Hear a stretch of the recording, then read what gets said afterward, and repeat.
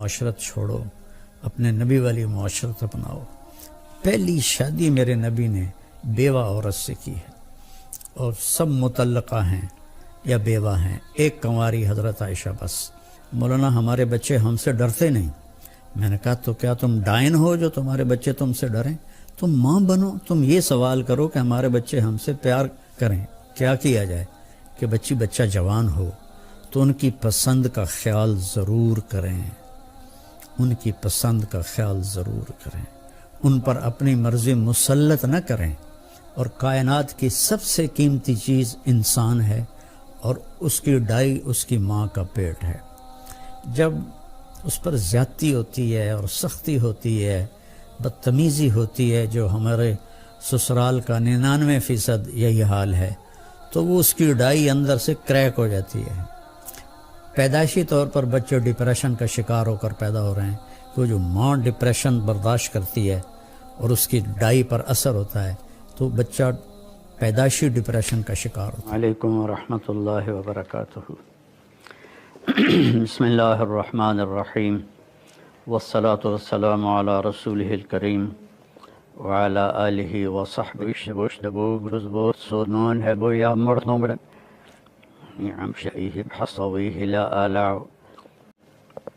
رمضان کا مبارک مہینہ چل رہا ہے، ہم اس پہ اللہ کا شکر ادا کریں، روزوں کی پابندی کریں، تراویح کا اہتمام فرمائیں، بغیر عذر کے 20 تراویح نہ چھوڑیں کہ ہر سجدے پر 1500 نیکی لکھی جاتی ہے، تو کتنی بڑی کمائی کر کے ہم آتے ہیں۔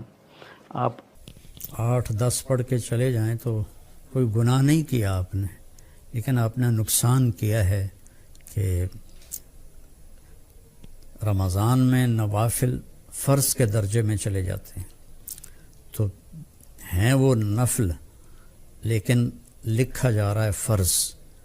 فرض سجدہ کتنا قیمتی ہے یہ آخرت میں ہی معلوم ہوگا۔ قرآن پاک کی تلاوت فرمائیں، پھر جھوٹ نہ بولیں، دھوکے بازی نہ کریں، فراڈ نہ کریں، کسی کے ساتھ بدتمیزی نہ کریں، اور اس قرآن کو سینے سے لگا کے رکھیں۔ یہ واحد کتاب ہے جو آسمان سے جیسے اتری تھی آج بھی ویسے ہی ہے، لا ریب فیہ، شک سے بالا تر ہے، کوئی اس میں تبدیلی نہیں ہوئی، کسی نے زیادتی نہیں کی، کسی نے کمی نہیں کی۔ انا نحن نزلنا الذکر و انا لہ لحافظون، ہم نے قرآن کو اتارا اور ہم اس کی حفاظت کرتے رہیں گے۔ کچھ نادان قسم کے لوگ ہیں جو کہتے ہیں یہ قرآن وہ کتاب ہے جو میرے نبی پر اتری اور آج ہمارے ہاتھوں میں ہے اور قیامت تک رہے گی، جب اللہ اس کو کوئی بدل نہیں سکتا، گھٹا بڑھا نہیں سکتا، ہاں اس کو اٹھا لے گا۔ قیامت کے قریب ایک دن آئے گا، صبح لوگ اٹھیں گے، جب قرآن دیکھیں گے تو سب خالی ورقے ہوں گے، ایک لفظ بھی نہیں لکھا ہوا ہوگا۔ اس طرح اللہ اس کو اٹھا لے گا، چونکہ یہ اللہ کی زبان سے نکلا ہوا کلام ہے، اسے کوئی بدل نہیں سکتا۔ تورات اللہ نے لکھوائی، بولی نہیں۔ زبور اللہ نے لکھوائی، اپنی زبان سے نہیں بولی۔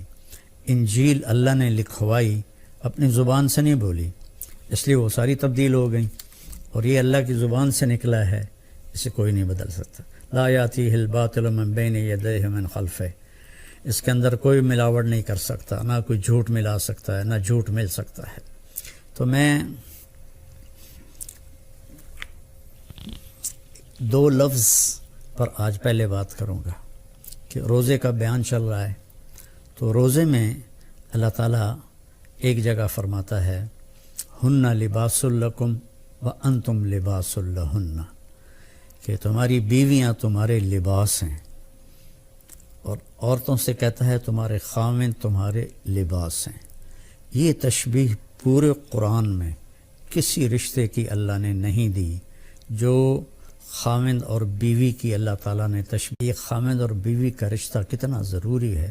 ہمارے ہاں تو ہندی معاشرہ ہے، کسی کی بیوی فوت ہو جائے تو اس کو لڑکی نہیں ملتی، اور کسی کا خاوند فوت ہو جائے تو اس سے خاوند نہیں ملتا، کوئی بیوہ ہو جائے، مطلقہ ہو جائے اس کا کوئی رشتہ نہیں پوچھتا، ایک آدھ بچہ ہو تو وہ بیچاری اسی کے ساتھ ہی گزار دیتی ہے، اس کا کوئی رشتہ مانگنے بھی نہیں آتا۔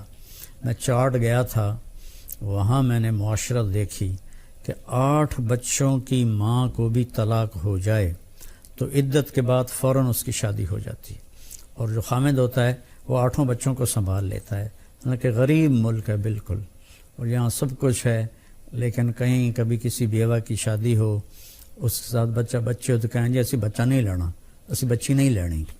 اللہ کے واسطے یہ ہندی معاشرت چھوڑو، اپنے نبی والی معاشرت اپناؤ۔ پہلی شادی میرے نبی نے بیوہ عورت سے کی ہے، اور سب متعلقہ ہیں یا بیوہ ہیں، ایک کنواری حضرت عائشہ بس۔ تو لباس کے لیے کیا ہے، ہم کتنی احتیاط سے رکھتے ہیں، خاص طور پر عورتیں اپنے لباس کا کتنا خیال کرتی ہیں، کیسے وہ ایسے لٹکا کے رکھتی ہیں کہ اس کی کریز خراب نہ ہو۔ مرد اپنے لباس کا کیسے خیال کرتے ہیں کہ اس کو لٹکا کے رکھتے ہیں، کریز خراب نہ ہو، پھر جب پہن لیتے ہیں ایسے ویسے دیکھتے ہیں میں کیسا لگ رہا ہوں۔ تو آپ کو کتنا ہی غصہ آیا ہو، کبھی آپ نے اپنا گریبان پھاڑا ہے؟ آپ اگلے کا گریبان پکڑو گے تو تیری ایسی تیسی، اپنا نہیں پکڑو گے۔ تو اگر آپ اپنی بیوی کو بے عزت کر رہے ہیں تو آپ نے اپنا کرتا پھاڑ دیا ہے۔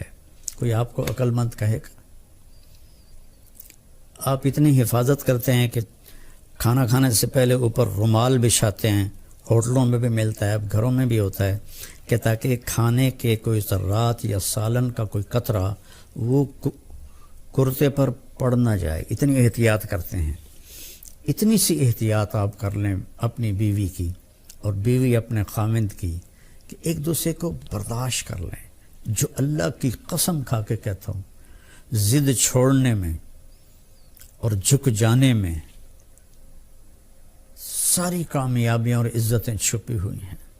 میرے ساتھ اللہ نے شہرت کا عجب معاملہ کیا تو مجھے بہت مسائل کا سامنا کرنا پڑا، تو اللہ تعالیٰ نے مجھے ان 2 چیزوں کی توفیق عطا فرمائی۔ میں ضد کے آگے ہار مان جاتا تھا، پیچھے ہٹ جاتا تھا، اگلے کی پوری کر دیتا تھا، اور جتنا بھی مجھے اوپر کچھ ہوا میں سر نیچے جھکا کے رکھا۔ میں نے کبھی جواب نہیں دیا، کبھی ترکی بترکی جواب نہیں دیا، کبھی ضد کو ضد سے نہیں توڑا، اپنی ضد کو توڑ دیا اور اپنے آپ کو نیچے جھکا لیا۔ تو میرے مالک نے میرے اوپر کتنا کرم کیا، میں کیسے بیان کروں کہ میرے قیامت تک زندگی لے کر آؤں اور سجدے میں پڑا رہوں تو میں اللہ کی اس نعمت کا شکر ادا نہیں کر سکتا۔ آج میں آپ سے مخاطب ہوں اور اللہ میری بات کو پوری دنیا میں پھیلا رہا ہے۔ اللہ کے واسطے ضد چھوڑ دیں، اگلے کی ضد مان لیں، حتیٰ کہ بچہ بھی ضد کرے نا تو اس کی ضد مان لیں۔ مائیں اس کی پٹائی شروع کر دیتی ہیں، وہیں سے نفرت کے بیج آپ ان کے اندر بو دیتے ہیں۔ ایک جگہ میں تھا تو خواتین جمع تھی تو کہنے لگی مولانا ہمارے بچے ہم سے ڈرتے نہیں۔ میں نے کہا تو کیا تم ڈائن ہو جو تمہارے بچے تم سے ڈریں؟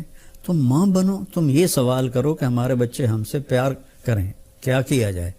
یہ بھی کوئی سوال ہے کہ ہمارے بچے ہم سے ڈرتے نہیں؟ ڈرانا نہیں ہے، قریب کرنا ہے۔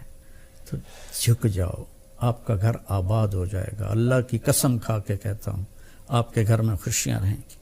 اگر آپ ضدوں پر رہیں گے تو پھر اپنے کپڑے پھاڑیں گے، تو اپنے کپڑے پھاڑنے والا یا پاگل ہوتا ہے یا بے عقل ہوتا ہے۔ تو ایک تو تشبیہ یہ ہے جس میں اللہ تعالیٰ نے ہمیں اتنا خوبصورت سمجھایا ہے کہ ہن لباس لکم وانتم لباس لہن۔ پھر اس سے ایک اور مطلب بھی نکلتا ہے، جب ہم چھوٹے تھے ہماری مائیں ہمیں جو کپڑے پہناتی تھیں وہ ہم پہن لیتے تھے۔ جب ہم بڑے ہوئے تو ہم اپنی پسند کا کپڑا خود لینے لگے اور خود یا خریدا یا منگوایا اپنی پسند کا۔ تو اس میں یہ اشارہ ہے کہ بچہ جوان ہو تو ان کی پسند کا خیال ضرور کریں، ان کی پسند کا خیال ضرور کریں، ان پر اپنی مرضی مسلط نہ کریں۔ وہ اگر خوشی سے مان رہے ہیں شکر ہے اللہ کا، لیکن مثلا بیٹا کہہ دیتا ہے کہ اماں میں نے یہاں شادی نہیں کرنی، یا بیٹی کہہ دیتی ہے اماں میں نے یہاں شادی نہیں کرنی، وہ اللہ کے واسطے ان کے اوپر زبردستی نہ کرو، جبر نہ کرو۔ یہ اللہ نے ان کو حق دیا ہے لڑکی کو بھی لڑکے کو بھی اللہ نے حق دیا ہے کہ وہ انکار کر دے. اس کو لڑائی نہ بناؤ، اس کو نافرمانی نہ سمجھو بچوں کی.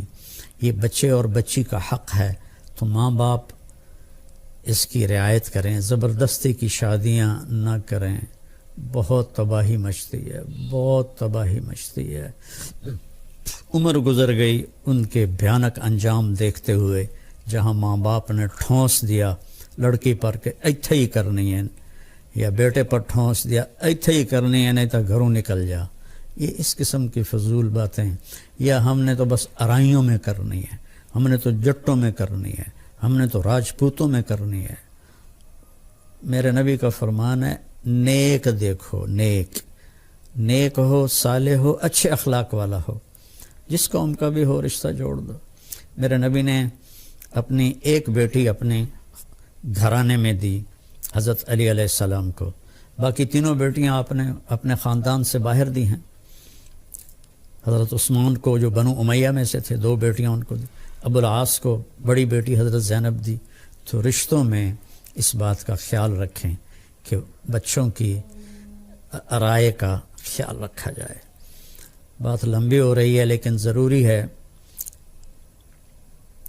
حضرت علی رضی اللہ تعالیٰ عنہ علیہ السلام تشریف لائے حضرت فاطمہ کا رشتہ مانگنے، اور جبریل پہلے آ گئے تھے کہ یا رسول اللہ، اللہ نے علی اور فاطمہ کا رشتہ طے کر دیا ہے. تو جب آ کر بیٹھے تو شرمندگی سے بول نہ سکے، تو آپ نے خود فرمایا علی کیسے آئے؟ وہ خاموش. پھر آپ نے فرمایا فاطمہ کے رشتے کے لیے آئے ہو؟ کہا جی ہاں. تو انشاءاللہ کہہ کے اٹھ گئے، ہاں نہیں کی، صرف اتنا کہا انشاءاللہ، حالانکہ وہی آ چکی ہے انشاءاللہ. سیدھے گھر گئے. حضرت فاطمہ رضی اللہ تعالیٰ عنہ علیہ السلام کو بلایا اور فرمایا بیٹی علی کا رشتہ آیا ہے، میں ہاں کر دوں؟ اللہ اکبر. آج کی بیٹیاں بیچاری ماں باپ کے آگے سر جھکا دیتی ہیں، تو جنت کی عورتوں کی سردار اور حسنین کی ماں، ان کے بارے میں آپ کا کیا خیال ہے؟ بیٹی رشتہ کر دوں؟ جب حضرت فاطمہ نے ہاں کی، کنواری بچی کی خاموشی ہاں ہوتی ہے، انکار نہیں ہوتا ہے، تو آپ خاموش رہیں. اس کا مطلب تھا کہ میں تیار ہوں. اب فوراً واپس گئے، علی لوگوں کو بلاؤ. پھر لوگ آئے، مجمع مسجد میں اکٹھا ہوا. تو آپ نے ممبر پر کھڑے ہو کے پہلی بات یہ کہ لوگوں، میرے پاس جبریل اللہ کا پیغام لے کر آئے تھے کہ میں اپنی بیٹی فاطمہ کا نکاح علی کے ساتھ کر دوں. جب میرا نبی اتنا خیال کر رہا ہے، ہم بھی خیال کیا کریں. اپنے پیٹ سے جنتے ہیں، پھر ان پر وہ زیادتی کرتے ہیں، یہ ساری زندگی سے سکتی رہتی ہے.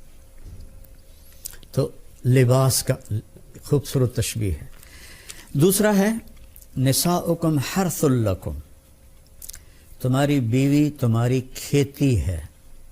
میں تو ایک قدیم زمیندار گھرانے سے تعلق رکھتا ہوں، تو میں نے اگرچہ ڈائریکٹ زمیندارہ نہیں کیا، لیکن میں جانتا تو ہوں کہ فصل کو کیسے، کھیتی کو کیسے اگایا جاتا ہے اور کیسے اس کو پروان چڑھایا جاتا ہے. کبھی آپ نے دیکھا کسی پاگل کو کہ وہ آم کے پیڑ کو ڈنڈے مار رہا ہو کہ تو ایسواری آم کیوں نہیں دیتے، یا کپاس مکئی کو آگ لگا رہا ہو کہ ادھر چھلی نہیں لگی، ادھر ڈوڈا نہیں لگا.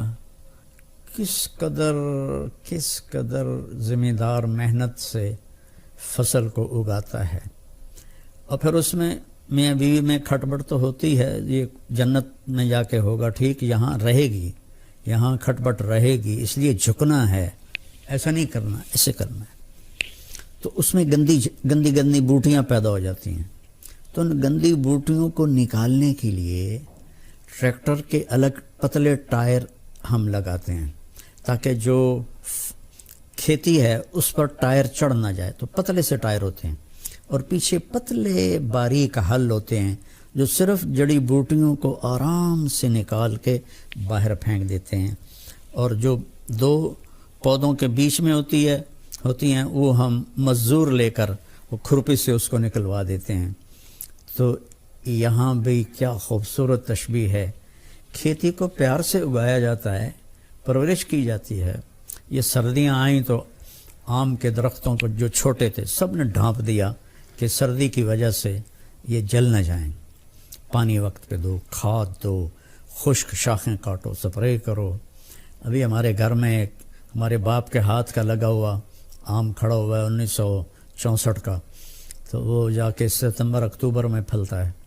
تو وہ اس کی شاخیں بہت ہو گئی تھیں خراب، تو ہم نے مالی کو بلا کر وہ ساری کٹوائیں کہ تاکہ نئی شاخیں پیدا ہوں اور دوبارہ یہ پودا پھل دے. تو جس طرح کھیتی کو آپ کے گھروں میں پھلواڑی ہوگی، پھول ہوگا یا کوئی پودا ہوگا گملے میں ہوگا، آپ کتنا خیال کرتے ہیں؟ ایسا اتنا خیال آپ اپنی بیوی کا کر لیں. یہاں تو صرف مرد کو ہی اللہ حکم دے رہا ہے، یہاں عورت کو نہیں دے رہا، مرد کو کہہ رہا ہے اس کو کھیتی کی طرح پالو کہ اسی نے تو پھل دینا ہے، اسی پر تم زیادتیاں کرو. سب سے جتنی کوئی چیز قیمتی ہوتی ہے اس کی ڈائی اس سے بھی زیادہ قیمتی ہوتی ہے کہ اس میں ذرا بھی خراش آ جائے تو وہ خراش اس چیز پہ پڑتی ہے. مرسڈیز کی ڈائی کتنی قیمتی ہوگی، اس پہ خراش ہوگی تو مرسڈیز پہ خراش آ جائے گی. کوئی بھی موٹر ہو خراش آ جائے، فوراً ڈائی کو توڑ کے نئی ڈائی لگاتے ہیں. اور کائنات کی سب سے قیمتی چیز انسان ہے اور اس کی ڈائی اس کی ماں کا پیٹ ہے. جب اس پر زیادتی ہوتی ہے اور سختی ہوتی ہے، بدتمیزی ہوتی ہے، جو ہمارے سسرال کا 99% یہی حال ہے، تو وہ اس کی ڈائی اندر سے کریک ہو جاتی ہے. پیدائشی طور پر بچے ڈپریشن کا شکار ہو کر پیدا ہو رہے ہیں کہ وہ جو ماں ڈپریشن برداشت کرتی ہے اور اس کی ڈائی پر اثر ہوتا ہے تو بچہ پیدائشی ڈپریشن کا شکار ہوتا ہے. تو اللہ کے واسطے اپنی بیویوں سے حسن سلوک رکھیں. اللہ تعالیٰ کہہ رہا ہے وعاشروہن بالمعروف، اپنی بیویوں کے ساتھ اچھا سلوک کرو. فإن کرہتموہن، اگر تمہیں کوئی بات اچھی نہیں لگتی یا وہ پوری اچھی نہیں لگتی، فعسیٰ ان تکرہوا شیئا ویجعل اللہ فیہ خیرا کثیرا، تو ممکن ہے اس ناگواری میں اللہ تمہارے لیے بہت بڑی خیر